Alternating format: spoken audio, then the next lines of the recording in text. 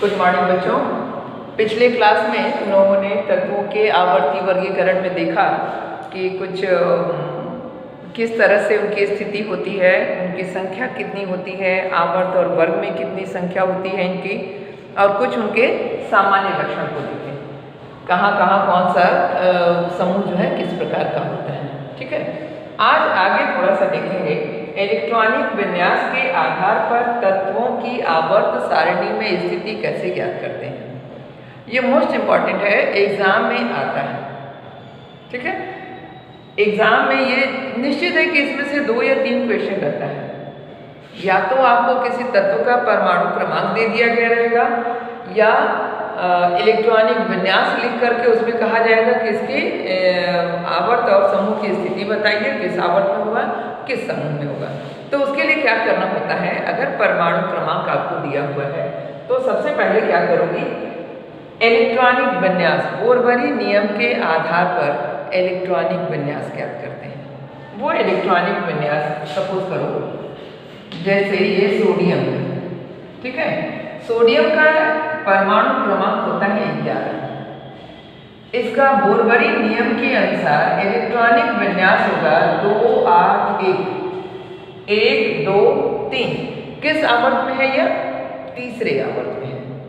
1 2 3 तीसरा कोष है। दूसरे लाइन में ये लिखे हैं कि कक्षा या कोष की संख्या इक्वल टू आवर्त की संख्या। तो जितना कोष होगा, लास्ट वाला जो होगा तीसरे नंबर पर है, तो तीसरे कोष की संख्या होगी, तो आवर्त की संख्या क्या होगी? तीसरा, यानी आवर्त क्या हो गया? 3। तीसरे आवर्त में, और सोडियम है कहाँ? बाह्यतम कोष में कितने इलेक्ट्रॉन है? 1। उसमें उपस्थित इलेक्ट्रॉनों की संख्या उसके समूह को दर्शाती है। तो किस समूह में 1 इलेक्ट्रॉन है, मतलब समूह क्या हुआ? प्रथम। क्लियर सबको? प्रथम समूह। इस तरह से इलेक्ट्रॉनों के तत्वों के परमाणु क्रमांक के आधार पर उनके आवर्त की स्थिति और उनकी समूह की स्थिति को ज्ञात किया जा सकता है। सपोज करो कि आपको दे देता है कि एक तत्व है जिसका परमाणु इलेक्ट्रॉनिक विन्यास है 2 8 7। क्या है? 2 8 7। यह आवर्त सारणी के किस आवर्त में और किस समूह में उपस्थित होगा? ठीक है, तो आवर्त सारणी में क्या हो जाएगा? ये 1 2 3, यानी आवर्त क्या हो गया? 3। और समूह क्या हो जाएगा? कितने इलेक्ट्रॉन है बाह्यतम कोष में? 7। तो समूह क्या हो गया? 7, यानी ग्रुप जो है 7 हो गया। ठीक है, अब सबको क्लियर है कि आवर्त और समूह के आधार पर कैसे ज्ञात करेंगे। तो इस आधार पर इलेक्ट्रॉनों की स्थिति के आधार पर इसको आवर्त सारणी में इसकी स्थिति ज्ञात की जा सकती है। ठीक, इसके बाद आता है थोड़ा सा कुछ विशेषताएं होती हैं तत्वों के, कुछ विशेषताएं हैं, जैसे इलेक्ट्रॉनिक विन्यास के आधार पर एक टर्म हमने कहा था SPDF ब्लॉक। शुरू में ही बताए थे कि जब आवर्त सारणी खींचते हैं, इसको मिटा देते हैं। इतना सबको क्लियर हो गया? जिसको नहीं क्लियर होगा वो फिर से मुझसे पूछ लेंगी व्हाट्सएप पर। हमने पिछले क्लास में एक टर्म बोला था, बच्चों ने मुझसे पूछा कि SPDF हम लोगों को क्लियर नहीं हो रहा है। तो बोरबरी नियम के अनुसार के कोष में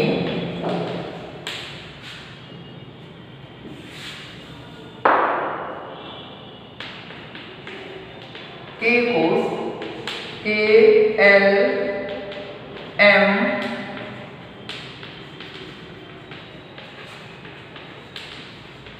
N, इस तरह से बोरबरी ने कोषों को उनके इलेक्ट्रॉनों की संख्या के आधार पर वितरण किया था। तो उसमें परमाणु क्रमांक के आधार पर जब उनका विभाजन किया तो उसमें इलेक्ट्रॉनों की संख्या जो बताई 2 8 18 32, इस तरह से इसका विभाजन किया हुआ है। ठीक है, किसी भी कोष में उपस्थित इलेक्ट्रॉन्स पेयर में होते हैं। इलेक्ट्रॉनों की जो घूमने की स्थिति होती है वो इस तरह से होती है, ऐसे तीर के निशान के द्वारा आधा दिखाया गया है। क्योंकि ये दोनों इलेक्ट्रॉन हमेशा पेयर में होते हैं। एक की गति एंटी क्लॉकवाइज होती है, एक की क्लॉकवाइज होती है। ये दो दिशा में गति करते हैं। तो कितने इलेक्ट्रॉन किस कोष में है? सपोज करो पहले वाले में 2 इलेक्ट्रॉन है, तो इनकी स्थिति यहाँ ये है। ठीक है, इसको कहते हैं एक बॉक्स को एस ब्लॉक। ठीक है, दूसरे वाले को यहाँ पर इसको अगर हम करेंगे तो पहले वाले में कितने हो गए? 2। फिर इसमें दूसरे कोष में, पहले कोष में एक कक्षक पाया जाता है, इसको कहते हैं कक्षक या ऑर्बिटल्स। इसको कक्षक या ऑर्बिटल्स। तो पहले कोष में एक कक्षक पाया जाता है, दूसरे कोष में 2 कक्षक पाए जाते हैं, तीसरे कोष में 3 कक्षक पाए जाते हैं और चौथे कोष में 4 कक्षक पाए जाते हैं। इनका विभाजन हुआ है। तो यहाँ पर अब इसमें जो ये 2 कोष होंगे, तो यहाँ 2 हो गए, कितने इलेक्ट्रॉन बचे? इस 8 में से कितने बचे हैं? 6। इस 6 को हम यहाँ पर रख देते हैं। हो गया? यानी अब इसको कहेंगे ये S हो गया, S कक्षक, S ऑर्बिटल, और दूसरा वाला जो होता है P कक्षक कहलाता है। ठीक है, फिर तीसरा वाला जो होगा इसी तरह से S P D। D कक्षक में यहाँ हो गए 2 इलेक्ट्रॉन,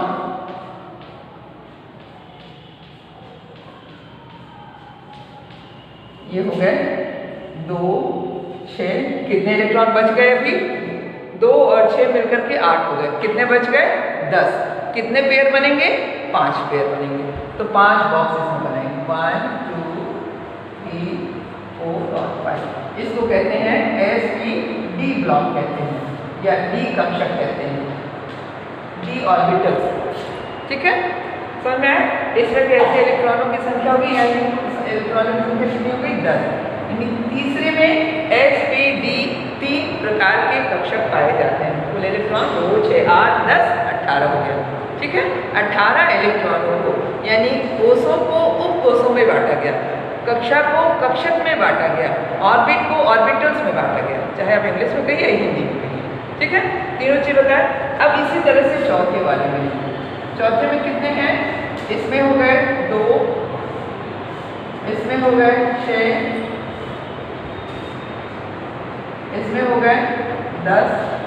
ठीक, 2, 6, 10, SPD। अब क्या होगा आगे? F में कितने हो जाएंगे? F में हो गए कितना बचे? 10, 6, 16 और 2, 18। 32 में से 18 को अगर माइनस करनी है तो कितना बचेगा? 14। तो इसमें हो गया 14 का मतलब 1 2 3 4 5 6 7 बॉक्स इसमें बने, इसमें 5 बने। इस तरह से आप बांट करके देखोगे। तो कहने का मतलब कि पहले कोष में 1 कक्षक, दूसरे कोष में 2 कक्षक, तीसरे कोष में 3 कक्षक और चौथे में 4 कक्षक। तो इनको जो कक्षकों को नाम दिया गया SPDF, ये अम्बाउ ने किया था SPDF के आधार पर। अब इसमें ऊर्जा का वितरण कैसे होता है, ऊर्जा कैसे बढ़ती है, कैसे इलेक्ट्रॉनों की संख्या बढ़ती है, थोड़ा डिटेल में आपके कोर्स में ये है नहीं, केवल आपको याद रखना है कि SPDF के आधार पर इस कक्षाओं को बांटा गया है, लेकिन हमने थोड़ा इसको बताया आपको कैसे कैसे होता है। अब इसमें ऊर्जा का जो संस्करण है थोड़ा डिटेल में है, फर्स्ट ईयर के कोर्स में है, लेकिन अगर ये लेसन खत्म होता है तो लोग चाहोगे तो हम फिर से एक बार इसको बता देंगे। क्लियर है सबको इतना? अब अगले क्लास में हम लोग देखेंगे। यहाँ तक तत्वों का आवर्ती वर्गीकरण में आपका हुआ, आज है सैटरडे, लेकिन इसके बाद जो है अगले क्लास में हम थोड़ा सा बताएंगे दीर्घाकार। थोड़ा पढ़ लेना, उसको किताब खोल करके पढ़ लेना ताकि टर्म्स आप लोगों को क्लियर हो। दीर्घाकार आवर्त सारणी की प्रमुख विशेषताएं और तत्वों के आवर्ती गुण। तत्वों के आवर्ती गुण में परमाणु त्रिज्या का क्रमिक परिवर्तन कैसे होता है, ऋण विद्युतीय गुण क्या है, धन विद्युतीय गुण क्या है, धात्विकता क्या होती है, ऑक्साइडों की प्रकृति क्या होती है, ये थोड़ा सा तत्वों के आवर्ती गुण का हम लोग थोड़ा सा पढ़ेंगे, अध्ययन करेंगे, लक्षण और विशेषताएं पढ़ेंगे। ठीक है, इतना सबको क्लियर है? अभी कोई क्वेश्चन नहीं दे रहे हैं। सैटरडे तक आज है, आप मंडे तक इसको बढ़िया से पढ़ जाएंगे कोई डाउट होगा तो सैटरडे को डाउट क्लियर करना होता है, लेकिन हम ये थोड़ा सा टॉपिक चूँकि पिछले क्लास का बचा हुआ था इसलिए आज हम दे दे रहे हैं। ठीक, आपको जो डाउट होगा आप सैटरडे पूछ लेंगी 10 बजे से लेकर के 2 बजे या 3 बजे तक। आप हमको फ़ोन कॉल से भी पूछ सकती हो या व्हाट्सएप के माध्यम से पूछ सकती हो। ठीक है, थैंक यू।